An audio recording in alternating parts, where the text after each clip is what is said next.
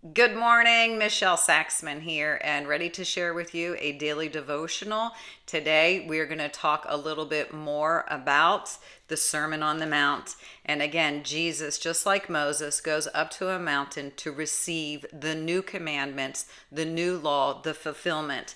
So I'm not going to be able to read the entire thing because I think it's going to take too much time. So I'm going to encourage you to grab your Bible and I'm going to pop into a few places, leave you with some contemplation, some food for thought, and then go back to your book, go back to the Bible and let it settle in. So do not think this is going to be, Matthew 5, verse 17. I'm going to start there. Do not think that I have come to abolish the law or the prophets. I have not come to abolish them, but to fulfill them, to fully fill. Jesus is speaking and saying, I've come not to abolish. I've come to fully fill, to embody, and again, taking this to another level, taking it out of the intellect and into the spirit so we can kind of suppress life by the flesh, life that leads to sinful nature that Paul talked about with the Galatians, that we can live more by the spirit. So looking at the law, when Jesus says, you have heard that it is said to people long ago, do not murder, and anyone who murders will be subject to judgment. But I tell you that anyone who is angry with his brother will be subject to judgment. Again, anyone who says to his brother, so what we're going to talk about here is Jesus references by saying you have heard. These are the people that are following him. They are accustomed to the Old Testament. They are accustomed to the Torah. They are accustomed to the laws of Moses. So he is creating that link back. I have come not to get rid of, but to fully fill. And again, taking it from what you know up here, do not murder. But what I say to you is look inward a little bit more. Those of you who have anger and hatred are the seed of the behavior, the beliefs that lead to the behavior. So he says, let's go into those beliefs. And if you hold any of this, settle the matters quickly. Address them before they manifest into poor behavior.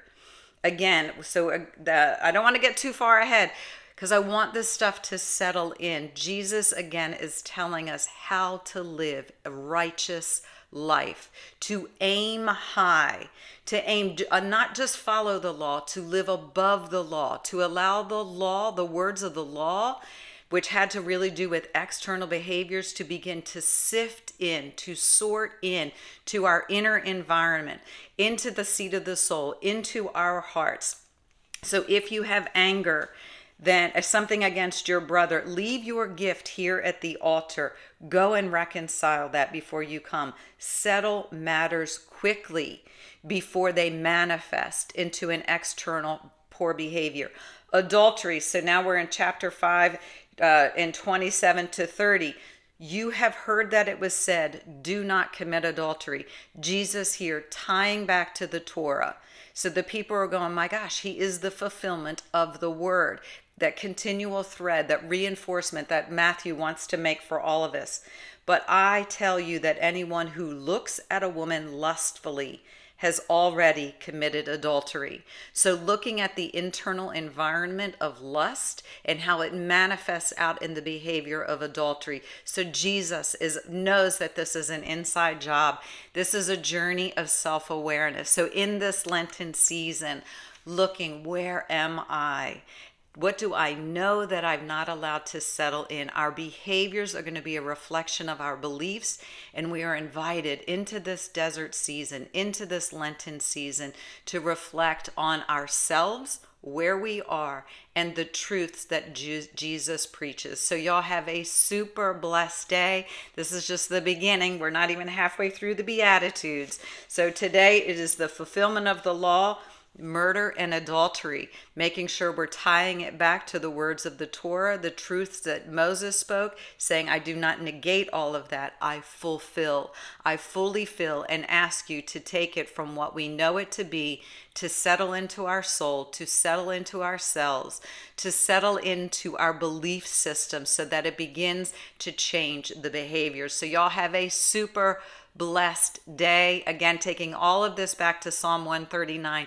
Search me, O Lord, you know, and guide me in your ways. So y'all have a super blessed day. Stay connected to the vine, and I will talk to you soon. Bye-bye.